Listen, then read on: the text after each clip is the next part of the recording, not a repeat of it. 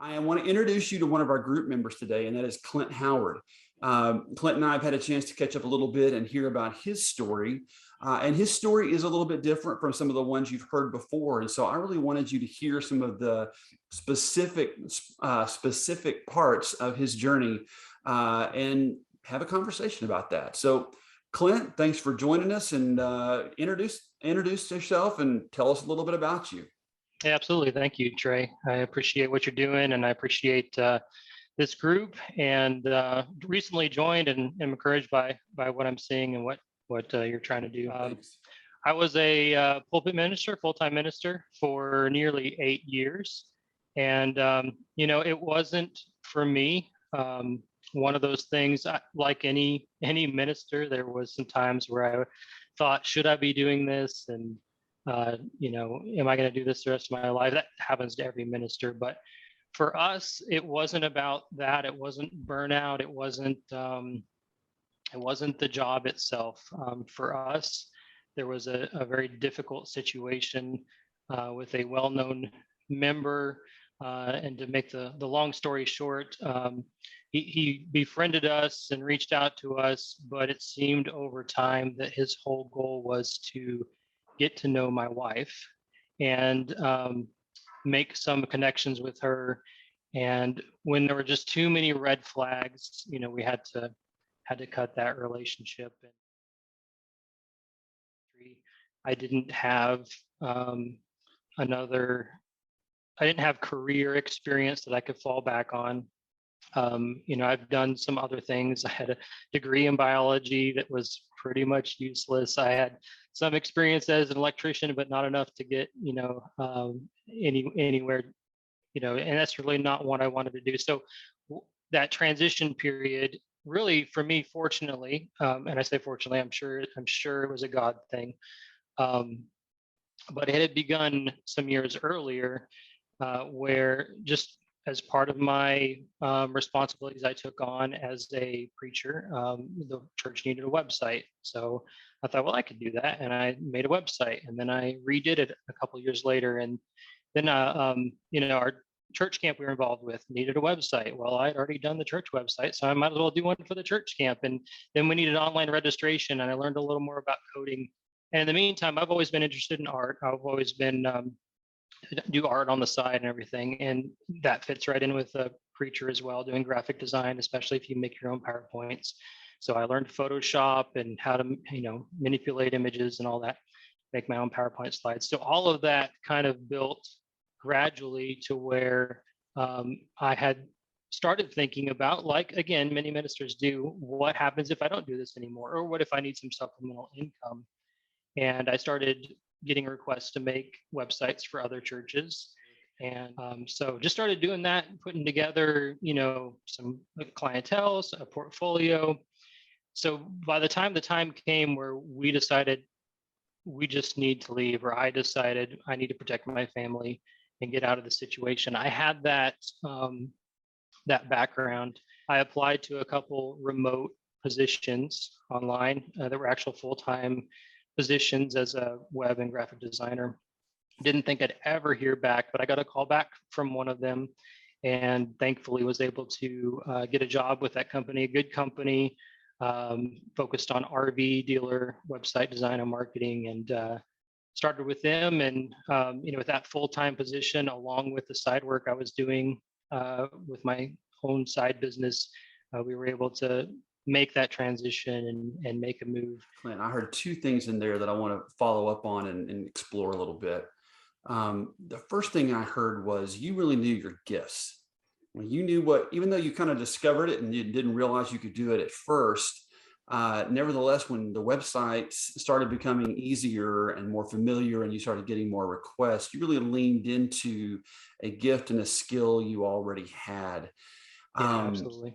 Yeah, that's really interesting. What would you tell a preacher, student minister, associate, whoever? What would you tell them about skill development that may or may not apply to ministry? I think I would tell them, number one, that you can start a business if you want to, even if it's just for supplemental income while you're a minister, from just about any skill. There's businesses all over the internet, all over the world that are based around a skill that you may already have. The second thing, and I think this is it's kind of a taboo thing. I think it came up. I went to Sunset International Bible Institute, and I'm sure this came up in the course of the training there, that you know ministry in some ways is you don't know what's going to happen. You don't know if tomorrow you're going to get fired, or if something like what happened to us, is going to happen, and you have to move on to another congregation, or you have to get out of ministry. Um, and unlike a lot of other skills, if you go to school and get an accounting degree, well, you can use that in a variety of ways. But if you go to school and get a Bible degree, then you got to do something with the church or the Bible, or something related. And that kind of can tie us down a little bit in our options if the time comes. And I think, again, it's a little taboo among ministers to, and maybe it's getting better, but we don't want to build a safety net, because we want to be all in for God. And we think if we build a safety net or a side business or something we can fall back on, that we're not trusting like we should. And I don't know that that's true. I think out of all this, I probably would have felt that way earlier on in my ministry, but after everything that happened and seeing the way that I believe God worked through all of this, that safety net of skills in my case that turned into, unknowingly at the time, a side business that I could kind of fall back on and use to leverage to get a full-time job, was critical for our family.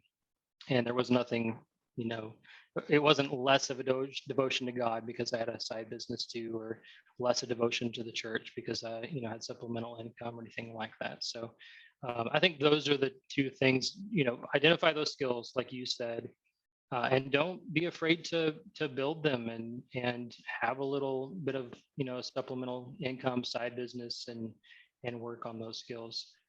Sometimes I think we're also we wonder about putting that ministry experience on our resumes, and there are times probably when you should leave it off, at least as a full explanation, but you should always mention it in some way on your resume. That was, I think, probably an important factor in me getting the first job. And as I have progressed and been promoted in the company, I think that has been a critical thing for people to know, that I have that people skills background, the speaking background, all those skills you get as a minister, they apply directly to managing people in a number of situations. Yeah, absolutely. This is not so much a question, so much as it is an observation that you kind of said in passing. But one of the things that I sometimes hear from folks that I'm talking to who are leaving ministry or have recently left ministry is, well, I'm just going to go start a business and I can provide for my family that way.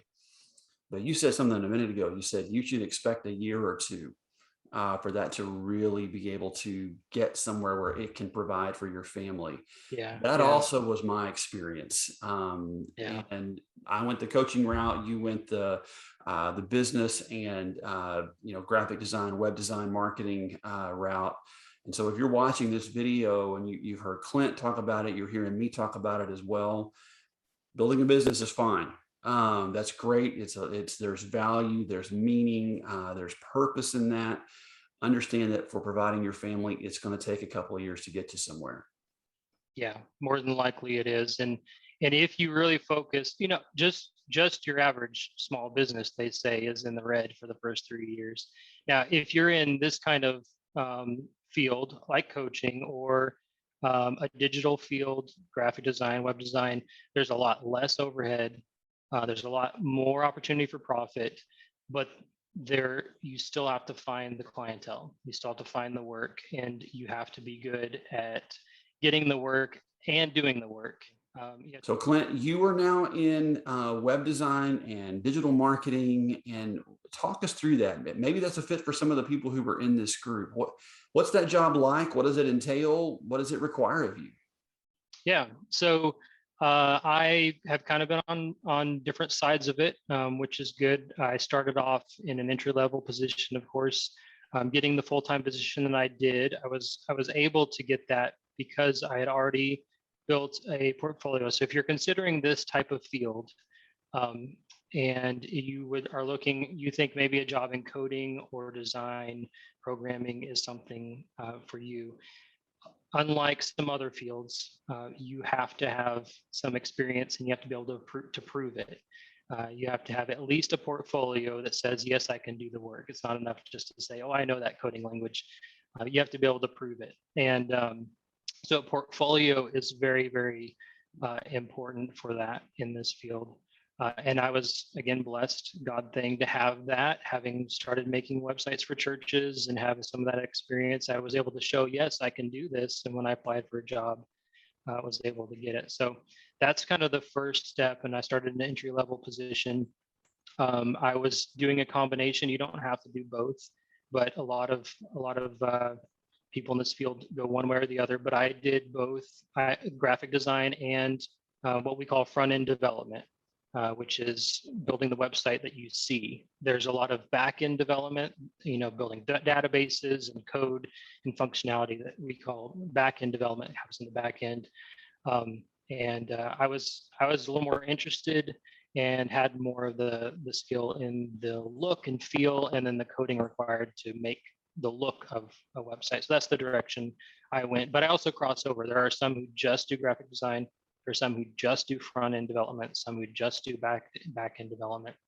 So you have a choice there between those.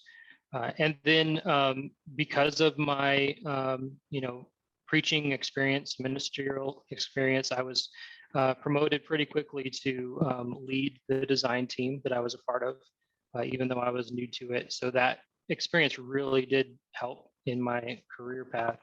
And so from this side of the table now, I've been leading that design team for about 6 years now. And I still do some of the work, but it's much less of the actual work.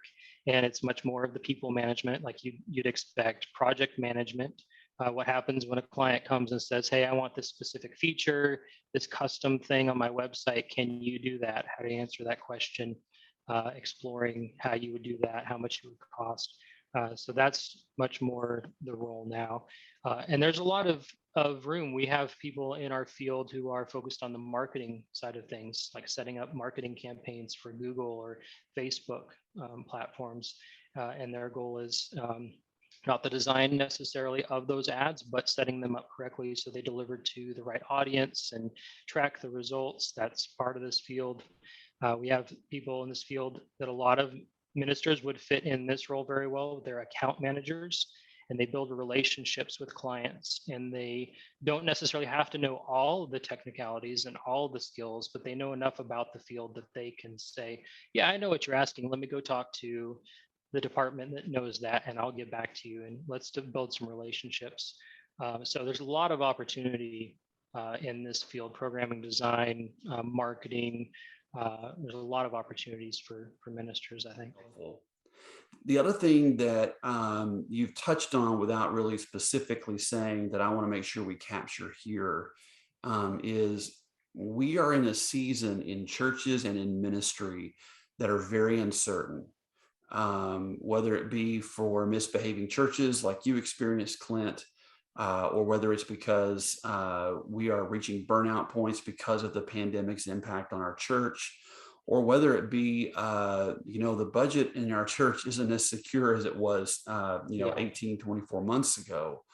I want to offer an encouragement to those listening. And Clint, I'd love to hear your words on this too. Don't wait until it's time to leave ministry to go figure out what it is you could do otherwise. Start now. Yeah, absolutely. And that goes back to what I was touching on earlier. That safety net is not a lack of trust in God. It's not a lack of love for your congregation. You don't necessarily have to live in poverty as a minister, although some choose to do that, and that's perfectly fine. But we're not in it for the money. We all know that. We all agree that with that and understand that. But there's nothing wrong with taking care of your family, getting a little extra income. And that's probably one of the best ways to build that safety net. Again, figure out what skill do you have or skills do you have that you could market that people would pay for, and you'd probably be surprised at what you could do that people would actually pay for if they knew that you could do it and if you do it well. And everybody has a skill like that. Everybody does. It's just a matter of finding the right audience and the people who will pay for it. And probably the best way to build that safety net is to figure those skills out, figure out how you can market it, get a few clients. It doesn't have to be a full-time thing. You can do freelance work. Makes your taxes more complicated, but we're already used to that as ministers anyway. So that's about the worst part of it. So just find some of those skills and start figuring out how do you can make some money on them. And if you want to leverage that later for a business, you can. If you want to leverage that later for an employment opportunity, apply somebody, put that experience on your resume, put that portfolio in there. You've got that already set and you're ready when the time comes, if it comes.